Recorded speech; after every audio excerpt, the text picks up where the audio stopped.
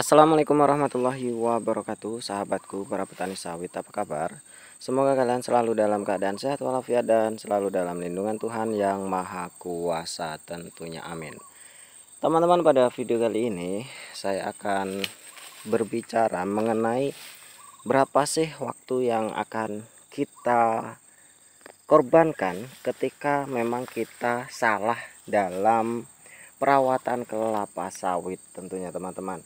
Jadi saya sih sebenarnya agak gimana gitu ya membicarakan ini, karena ada banyak sekali orang-orang yang tersinggung ketika saya menyebutkan masalah sawit abal-abal, masalah jarak tanam yang tidak tepat, kemudian ya semuanya itu seperti sensitif seperti itu. Padahal kita ini, saya khususnya pribadi, dalam video-video yang saya upload dalam channel ini hanya sekedar sharing, teman-teman, hanya sekedar sharing sesuai dengan apa yang sudah saya lakukan di kebun saya. Ini kebun saya, teman-teman, yang selalu saya bicarakan ketika saya upload video dengan view di kebun saya yang saya katakan BL1, Simalungun 239, kemudian yang Ngambi, meskipun populasinya tidak begitu banyak, namun ini adalah contoh sawit yang memang sudah saya tanam dahulunya dengan menggunakan bibit abal-abal. Nah, saat saya menggunakan kalimat abal-abal, ada banyak sekali yang tersinggung ya. Saya tidak mengatakan siapa-siapa, tapi memang agak-agak sedikit sensitif dengan kata abal-abal. Ada yang mengatakan jangan disebut abal-abal, ada yang ngomong mariles, kentosan, semai sendiri, dan lain sebagainya, seolah-olah abal-abal itu adalah bahasa yang buruk.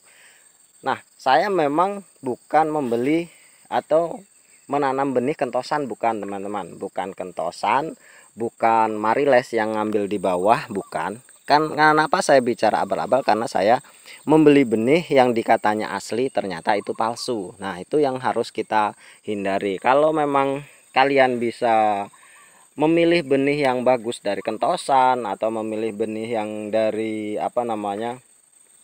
dari cabutan atau mariles lah istilahnya seperti itu, kalian bisa memilihnya seperti itu, ya itu adalah hal yang baik kalau memang nanti hasilnya di kebun itu bagus, kalau memang kalian memiliki pengetahuan yang pasti atau pengetahuan yang baik dalam hal pemilihan benih yang baik.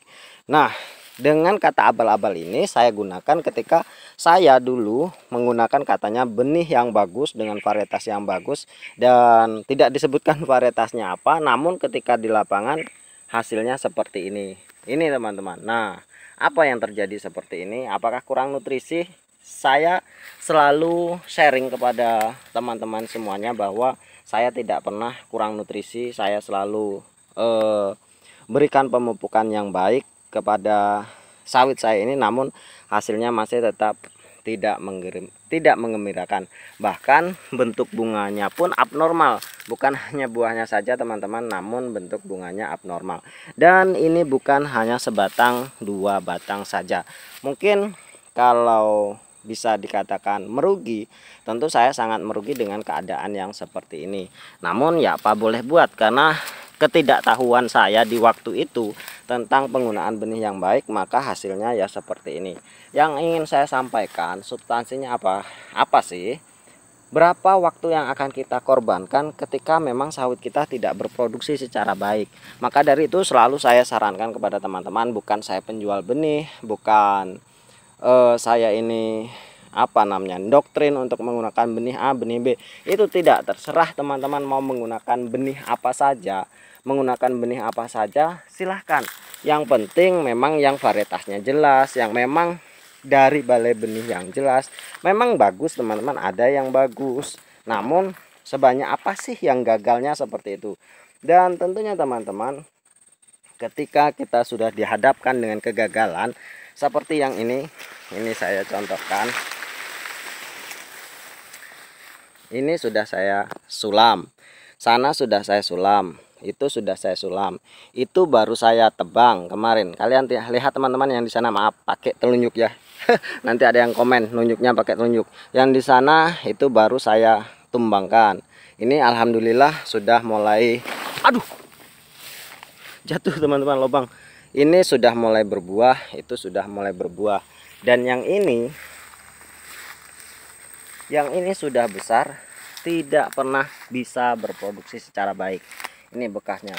Ini rencana saya juga akan saya tumbangkan karena ini terlalu mepet dengan batas dan dengan jarak yang sana. Jadi kemarin ingin saya tumbangkan tapi waktunya tidak ada gara-gara hujan dan ini sudah puasa, tidak sanggup saya untuk menumbangkannya teman-teman. Nah, ketika kita menemui yang seperti ini, tentu itu sangat-sangat merugi. Jadi apa intinya teman? Substansinya apa? Tentunya ketika kita memang dihadapkan dengan tata cara bertani sawit yang baik dan benar, tentu ya kita harus bagaimana caranya mengikuti.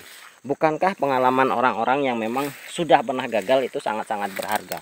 Nah ini teman-teman, ini buahnya bagus, sudah mulai muncul bunga lagi dan banyakkan bunga. Ketika sudah seperti ini apa teman-teman yang kita rasakan? Tentu sangat-sangat pahit sekali ya. Yang seharusnya kita mendapatkan tonase yang besar, namun pada kenyataannya kita hanya mendapatkan sedikit dari hasil dari kebun kita. Tentu itu akan sangat-sangat menyakitkan. Nah, di sana teman-teman seperti ini. Ini sudah masak namun busuk. Ini umurnya sudah 5 tahun teman-teman. Namun ketika banyak busuk seperti ini, apa yang harus kita lakukan seperti itu? Nah, tentu ya kalau saya sih inginnya mengganti semuanya dengan benih yang baik, dengan benih yang bagus. Namun tentu itu akan sangat menyakitkan ketika kita melakukannya dalam satu waktu yang bersamaan. Tentu nanti akan saya lakukan sedikit demi sedikit, satu persatu akan saya tumbangkan dan saya ganti dengan benih yang baik. Nah seperti ini teman-teman, ini sudah umur 5 tahun, buahnya masih segini. Nah untuk apa kita pertahankan? Sebenarnya seperti itu. Apakah ini akan mengembalikan dari pengeluaran kita yang kita lakukan untuk perawatan kelapa sawit kita? Tentu itu sangat-sangat buat kita merugi. Dan ini nanti juga rencananya akan saya tumbangkan. Kemudian di sana juga ada mungkin hampir 10 batang lagi akan saya tumbangkan teman-teman. Nah seperti ini hasil produksinya, hanya beberapa buah saja dan sudah muncul banyak bunga. Dari contoh-contoh yang saya sudah review tadi teman-teman, bukan hanya 1-2 batang saja yang munculnya banyak bunga jantan meskipun ada buahnya, namun itu tidak bisa membuat saya bahagia karena memang ya maaf, bukan saya tidak bahagia teman-teman, tapi membuat agak sesak karena banyak muncul buah jantan dan yang pasti bunga jantan seperti ini tidak bisa dijual. Nah teman-teman, dari beberapa hal yang sudah saya sampaikan, dari view-view yang sudah saya beritahu teman-teman bahwa kebun saya ini, kalian bisa lihat dari pertama kali saya upload video ini, saya sudah mengurus sawit ini dengan hal yang sudah sangat-sangat maksimal. Namun akhirnya apa yang saya dapatkan hasilnya seperti ini. Tentu ini sangat-sangat mengecewakan. Maka dari itu untuk teman-teman semuanya, saya sarankan untuk menggunakan benih yang baik sebelum melakukan penanaman, karena nanti ketika memang hasilnya itu sudah saya tumbangkan juga teman-teman. Jadi maaf, dari 130 batang mungkin hampir 40-50 batang itu harus saya tumbangkan. Jadi teman-teman, ini pengalaman saya, semoga menjadi pelajaran terhadap teman-teman semuanya.